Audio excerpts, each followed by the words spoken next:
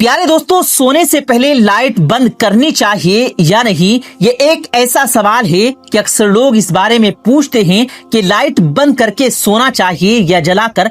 कुछ लोग लाइट जलाकर सोने के आदी होते हैं, जबकि बाज लोग अंधेरे में सोने के आदी होते हैं। आज की वीडियो में हम आपको ये बताएंगे कि सोने से पहले लाइट ना बंद करने से क्या होता है, और हम आपको ये भी बताएंगे कि सोने से पहले लाइट बंद करने के हवाले से प्यारे आका जनाबे मोहम्मद मुस्तफा सल्लल्लाहु अलैहि वसल्लम का क्या फरमान है। ये वीडियो इंतहाई दिलचस्पी की हामिल है। इस बारे में मुकम्मल तफसीलात जानने के लिए आपसे गुजारिश है कि आज की इस वीडियो को आखिर तक जरूर देखेगा। प्यारे दोस्तों, वीडियो में आगे बढ़ने से पहले छोटी सी गुजारिश करते हैं कि अगर आपने अभी तक हमारे इस यूट्यूब चैनल को सब्सक्राइब नहीं किया है तो अभी सब्सक्राइब कर लें, साथ में लगे बेल नोटिफिकेशन को जरूर ऑन कीजिएगा ताकि लेटेस्ट अपलोड होने वाली हमारी हर नई वीडियोस का नोटिफिकेशन बर वक्त आप तक पहुंचता रहे। प्यारे दोस्तों, आगे बढ़ने से पहले आपने हमें यह जरूर बताना है कि आप लाइट बंद करके सोते हैं या जलाकर। इस सवाल का जवाब आपने हमें कमेंट बॉक्स में बताना है। हम आपको लाइट ना बंद करने के हवाले से भी बताते हैं, लेकिन इससे पहले आपको अहादीस की रोशनी में सोने के चंद आदाब बता देते हैं। बरा बिन आजिब रदियल्लाहु ताला अन्हु से रिवायत है कि रसूलुल्लाह सल्लल्लाहु अलैहि वसल्लम ने फरमाया, जब तुम अपने बिस्तर पर जाओ तो वजू कर लो जैसे नमाज के लिए वजू किया जाता है। बारिवायत बुखारी और मुस्लिम। मकसद ये कि सोते वक्त बावजू रहना सुन्नत है, और बावजू सोने के फवाइद के बारे में भी बयान किया गया कि बावजू सोने से इंसान डरावने ख्वाब और शैतान के खिलवाड़ से महफूज रहता है। अगर इस रात उसकी मौत वाक़ई हो जाए तो तहारत की हालत में मौत होगी। अगर कोई शख्स अच्छा ख्वाब देखे तो वो सच्चा हो सकता है। बहवाला शरहुल मुस्लिम अन-नौफी। इसी तरह रिवायात में आता है कि सोने से पहले बिस्मिल्लाह कहकर 3 मरतबा बिस्तर को अच्छी तरह झाड़ लेना चाहिए। जैसा कि इरशाद है, जो अपने बिस्तर से उठ जाए फिर दोबारा सोने के लिए आए तो 2 बार उसको झाड़ ले, क्योंकि नहीं मालूम कि उसके जाने के बाद वहां क्या कुछ आया है। बरिवायत बुखारी और मुस्लिम। हमें चाहिए कि सोने से पहले इन तमाम बातों का ख्याल रखें। चलिए प्यारे दोस्तों, अब बात करते हैं रात को लाइट ना बंद करने के हवाले से। तो इस हवाले से रसूलुल्लाह सल्लल्लाहु अलैहि वसल्लम की हदीस है कि सोने से पहले आग और चिराग बुझा दें। जैसा कि जाबिर बिन अब्दुल्लाह रदियल्लाहु ताला अन्हु से रिवायत है कि रसूलुल्लाह सल्लल्लाहु अलैहि वसल्लम ने फरमाया, रात में जब तुम सोने जाओ तो चिराग बुझा दो और दरवाजे बंद कर दो। बरिवायत बुखारी और मुस्लिम। और हजरत अब्दुल्ला इब्ने उम्र रदियल्लाहु ताला अन्हु कहते हैं कि नबी करीम सल्लल्लाहु अलैहि वसल्लम ने फरमाया, सोते वक्त अपने घरों में आग को जलते हुए ना छोड़ो। एक और रिवायत में है कि चिराग बुझा दो, क्योंकि बसा औकात चूहा चिराग की बत्ती को भड़का कर घर वालों को जला डालता है। बरिवायत बुखारी शरीफ। प्यारे दोस्तों, आपने ये मुलाहिजा फरमाया कि अहादीस नबविया में रात को चिराग यानी लाइट और आग को बुझाने की ताकीद है, और इन्हीं रिवायात की रोशनी में ये भी कहा जाता है कि अगर आग या चिराग जलाए रखने की जरूरत हो तो इससे महफूज रहने के असबाब लाजमी इख्तियार कर ले, ताकि हदीस में जो सबब जिक्र किया गया वो खत्म हो जाए। यानी एहतियात को मलहूज खातिर रखना जरूरी है ताकि किसी किस्म के नुकसानात से बचा जा सके। इसी हवाले से इमाम कुर्तबी रहमतुल्लाह ताला फरमाते हैं, आग बुझा दे या फिर ऐसे तरीके अपनाएं कि वो भड़क ना सके। बहवाला फतहुल बारी। याद रहे कि आप सल्लल्लाहु अलैहि वसल्लम के बताए हुए हर तरीके में बड़ी हिकमत है। अब अगर बात की जाए मौजूदा दौर में लाइट की, तो इससे अगरचे आग भड़कने का खतरा नहीं होता, लेकिन फिर भी रोशनी तो मौजूद रहती है। और हदीस में चिराग का अलग जिक्र इसलिए किया गया कि उस जमाने में चिराग रोशनी के लिए जला जाता था। याद रहे कि रात को जिस अल्लाह ने नींद के लिए बनाया, रोशनी होने की वजह से उसमें इंसान पुरसुकून नींद नहीं कर सकता। इसीलिए चाहिए कि रात को लाइट बंद करके सोएं ताकि पुरसुकून नींद सो सके। अहादीस में जो चिराग का जिक्र है उसका मौजूदा दौर की लाइट के मुताबादल ही समझा जाएगा।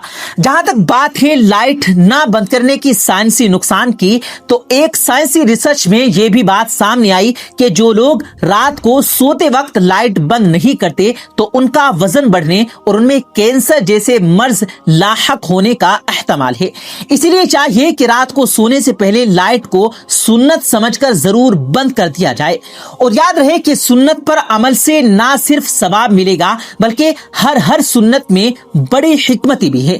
اس ویڈیو کو صدقہ جاریہ سمجھ کر آگے لازمی شیئر کرنا ہے، کیونکہ نیکی کی بات کو پھیلانا صدقہ ہے۔ پیارے دوستو، یاد رہے کہ حضور صلی اللہ علیہ وآلہ وسلم کی ایک ایک سنت ایسی ہے کہ جس سنت میں سینکڑوں حکمتیں آپ کی ذات اقدس کو اللہ تعالیٰ نے تمام انسانوں کے لیے نمونہ بنا کر بھیجا، اور ہر مسلمانوں کے لیے لازم ہے کہ وہ اپنی زندگی آپ صلی اللہ علیہ وآلہ وسلم کی سنتوں کے مطابق گزارے، آپ کی تعلیمات کو سیکھے اور اپنی زندگی ان کی تعلیمات کے مطابق گزارے۔ ہر مسلمان پر یہ ذمہ داری ہے کہ وہ اپنی زندگی کو آپ صلی اللہ علیہ وآلہ وسلم کی مبارک سنتوں اور آپ کی تعلیمات کے مطابق گزارے۔ اس لیے چاہیے کہ جو سونے کے آداب اور سنتیں ہم نے بیان کی ان پر عمل کیا جائے، اور اس کے علاوہ بھی سونے کے بہت سے آداب ہیں، ان آداب کو بھی سیکھ کر ان پر عمل کیا جائے۔ ہر مسلمان کے لیے ضروری ہے کہ رات کو سونے اور لیٹنے کا سنت طریقہ معلوم کرے اور اسی کے مطابق سویا کرے۔ یاد رہے کہ مسلمان کا ہر وہ کام جسے وہ حضور اقدس صلی اللہ علیہ وآلہ وسلم کی سنت اور تعلیمات کے مطابق کرتا ہے اس کے لیے عبادت بنتا ہے۔ جیسا کہ روایت میں آتا ہے کہ حضرت علی کرم اللہ وجہہ سے ایک مرتبہ ایک یہودی نے سوال کیا کہ آپ لوگ دن میں کتنی دیر عبادت کرتے ہیں، تو اس کے جواب میں جناب علی نے ارشاد فرمایا کہ ہم 24 گھنٹے عبادت کرتے ہیں۔ تو اس جواب پر اس یہودی نے کہا لگایا اور طنز کر کے کہنے لگا، کیا آپ لوگ کھاتے پیتے بھی نہیں ہیں، رات کو سوتے نہیں ہیں اور دن کے کام کاج نہیں کرتے؟ تو اس کے سوالات کا جواب حضرت علی کرم اللہ وجہہ نے بڑے تحمل سے عرض کیا، ہم لوگ کھاتے پیتے بھی ہیں، سوتے بھی ہیں، دنیا کے کام کاج بھی کرتے ہیں، لیکن یہ سب ہمارے پیارے نبی صلی اللہ علیہ وآلہ وسلم کے بتائے ہوئے طریقوں کے مطابق کرتے ہیں۔ اس طرح یہ سب کام ہمارے لیے عبادات میں شمار ہوتے ہیں۔ اس پر وہ یہودی لاجواب ہو گیا۔ پیارے دوستوں، بات کرنے کا مقصد یہ ہے کہ ہمیں بھی چاہیے کہ ہر کام اپنے آقا صلی اللہ علیہ وآلہ وسلم کی سنت کے مطابق کریں۔ امید ہے کہ آپ جب سونے کے لیے لیٹیں گے تو مذکورہ یعنی ذکر کی گئی سنتوں کا ضرور خیال رکھیں گے۔ آخر میں آپ کو سونے کا سنت طریقہ بتاتے ہیں۔ یاد رہے کہ سونے کے لیے لیٹنے کا سنت طریقہ یہ ہے کہ دائیں کروٹ پر دایاں ہاتھ رخسار کے نیچے رکھ کر قبلے کی طرف منہ کر کے سوئیں۔ اگر مکمل وقت اسی کیفیت سے سونا مشکل ہو تو کم از کم سونے کے لیے لیٹتے وقت اس حالت میں لیٹ جائیں۔ بصورت دیگر یعنی دوسری صورت میں سیدھا لیٹنے میں بھی کوئی حرج نہیں، البتہ پیٹ کے بل یعنی الٹا لیٹ کر سونا، پیٹ نیچے کر کے اور کمر اوپر کر کے سونا، یہ ناپسندیدہ اور ممنوع عمل ہے۔ ایک حدیث میں ہے رسول اللہ صلی اللہ علیہ وآلہ وسلم نے ایک شخص کو پیٹ کے بل الٹا لیٹے ہوئے دیکھا تو آپ نے فرمایا ایسے یعنی پیٹ کے بل الٹا لیٹنا اللہ تعالیٰ کو پسند نہیں ہے۔ اس لیے چاہیے کہ سونے کے لیے جب بھی لیٹیں تو سنت طریقے کے مطابق لیٹیں۔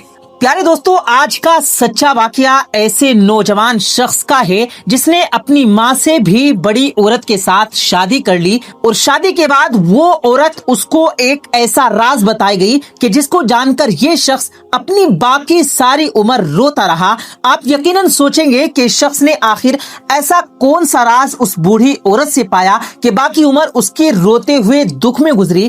آپ کو یہ سب بتائیں گے ساتھیوں، مگر یہ سب جاننے کے لیے ہمارے ساتھ آخر تک جڑے رہیے گا۔ اور آگے بڑھنے سے پہلے آپ لوگوں سے گزارش ہے کہ اگر آپ نے ابھی تک ہمارے یوٹیوب چینل کو سبسکرائب نہیں کیا ہے تو ابھی سبسکرائب کریں، ساتھ لگے بیل نوٹیفیکیشن کو ضرور آن کریں تاکہ لیٹسٹ اپلوڈ ہونے والی ہماری ہر نئی ویڈیوز کا نوٹیفیکیشن آپ تک بر وقت پہنچتا رہے۔ تو چلیے دوستو، شروع کرتے ہیں اپنی آج کی ویڈیو اور آپ کو بتاتے ہیں اس نوجوان کا واقعہ جس نے بوڑھی عورت سے شادی کر لی۔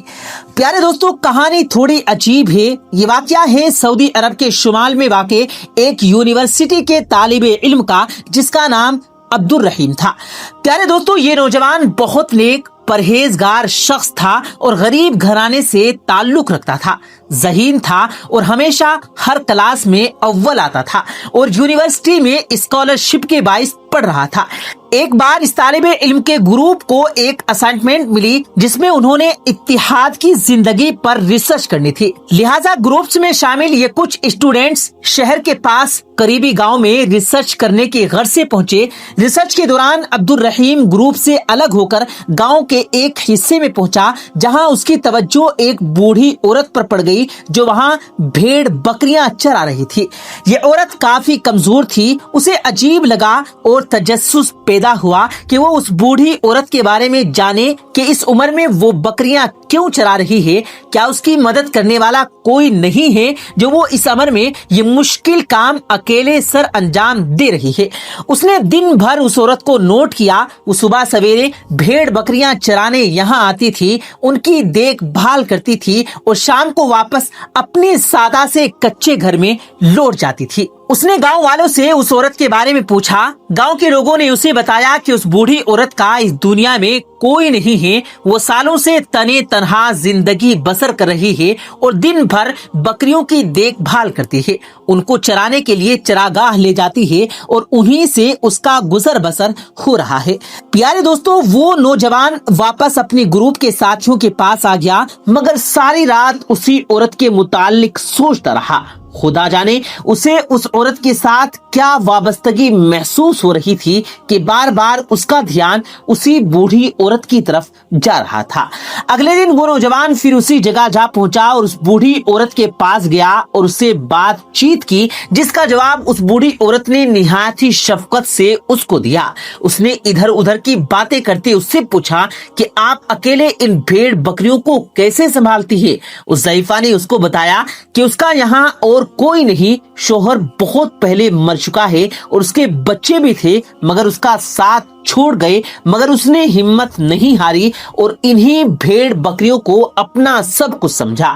اپنی اولاد، اپنی فیملی اس کے لیے یہی جانور ہے، اس لیے ان کی کیئر کرتی ہے اور اللہ کا شکر ادا کرتی ہے کہ وہ یہ سب کرنے کے اہل ہے۔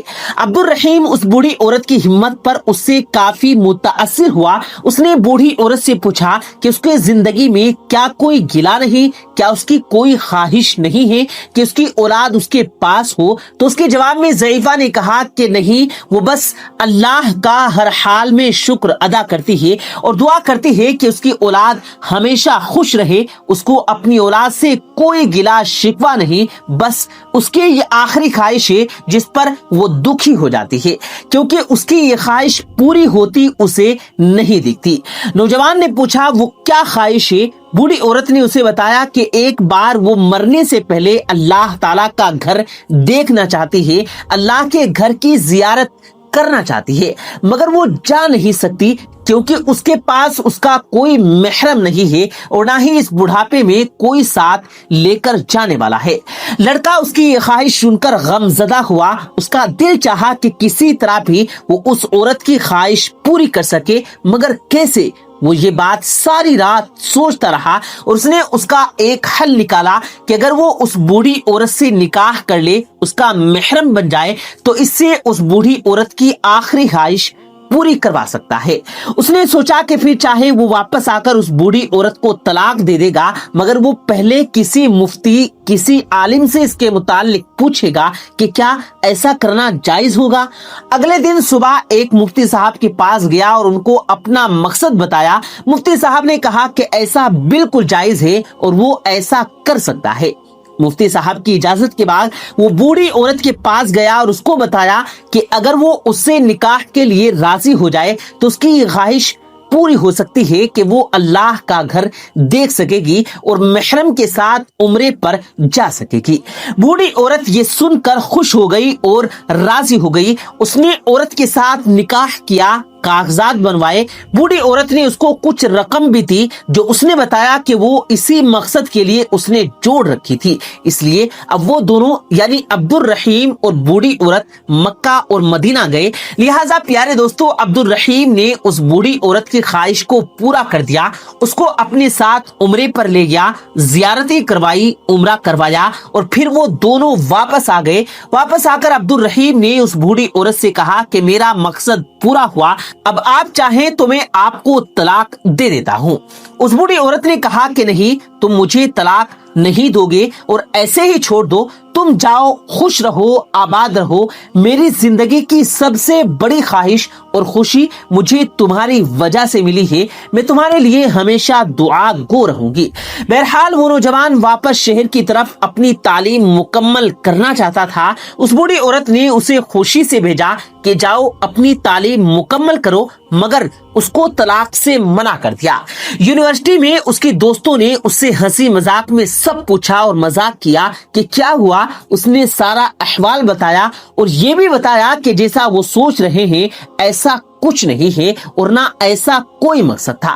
بہرحال جب اس کی تعلیم مکمل ہو گئی تو 2 سال کے بعد اس کو اس بوڑھی عورت کا خیال آیا اور سوچا کہ اس کو مل کر حال احوال دریافت کرنے چاہیے۔ یہ سوچ کر اس نے اس گاؤں کا رخ کیا تو وہ اس بوڑھی عورت کے اس سادہ سے گھر میں پہنچا تو دروازے پر تالا لگا ہوا تھا۔ اس نے ساتھ والے گھر سے پتا کیا کہ ایسا کیوں ہے تو اسے اس بوڑھی عورت کے ہمسائے نے بتایا کہ وہ بوڑھی عورت کچھ دن پہلے انتقال کر گئی ہے اور گھر کی چابی اور ایک خط تمہارے لیے چھوڑ کر گئی ہے۔ اس نے چابی لی اور گھر کے اندر جا کر خط کھولا جس میں اس عورت نے عبد الرحیم کا شکریہ ادا کرتے ہوئے لکھا تھا کہ وہ اس کا یہ احسان مرنے کے بعد بھی یاد رکھے گی، کیونکہ جہاں اس کے اپنے اسے مرنے کو اکیلا چھوڑ گئے تھے، اپنی اولاد تک نے کبھی آ کر اس کا حال نہیں پوچھا، وہاں اس کا اس دنیا میں صرف وہی نوجوان بچا تھا جس نے اس کی زندگی کی سب سے بڑی خواہش کو پورا کر دیا۔ وہ اس کا احسان کا بدلہ نہیں دے سکتی مگر اپنی ساری جائیداد اس کے نام کر رہی ہے، جس کے تمام کاغذات اس کی الماری میں پڑے ہیں۔ پیارے دوستوں، وہ لڑکا حیران ہوا، آنسو کے ساتھ اس نے الماری کھولی، وہ فائل نکالی۔ وہ نہیں جانتا تھا کہ اس بوڑھی عورت کی کوئی جائیداد بھی ہے، تو وہ تو اس بوڑھی عورت کو غریب جانتا تھا۔ جب اس نے کاغذات دیکھے تو اور زیادہ حیران ہو گیا، کیونکہ ساحل سمندر کے پاس ایک گھر کا وارث وہ خاتون اس کو بنا کر گئی تھی۔ وہ بہت دکھ میں آیا اور رونے لگا کہ اس نے بوڑھی عورت کا خیال کیوں نہ رکھا اور 2 سال بھول گیا کہ حال ہی جا کر پوچھ لے۔ بہرحال جب اس نے ساحل سمندر پر واقع اس گھر کو پہچانا چاہا تو اس کے گمان میں بھی نہیں تھا کہ اس کی قیمت 3 ملین ریال تھی۔ اللہ تعالیٰ نے اس کو اس بوڑھی عورت کی نیک خواہش پوری کرنے کا انعام دے دیا تھا، مگر دوستو وہ ساری عمر غم زدہ رہا اور پچھتاتا رہا۔ اس کی مخلصانہ نیکی کا بدل تھا جو اسے ملا۔ بے شک ساتھیو، آپ کو ایسی نیکی کا بدل خدا ضرور دیا کرتا ہے جس میں کوئی غرض، کوئی لالچ نہیں ہوتا۔ اللہ رب العزت سے دعا ہے کہ وہ ہم سب کو بھی نیک اعمال کرنے کی توفیق عطا فرمائے۔ آمین ثم آمین۔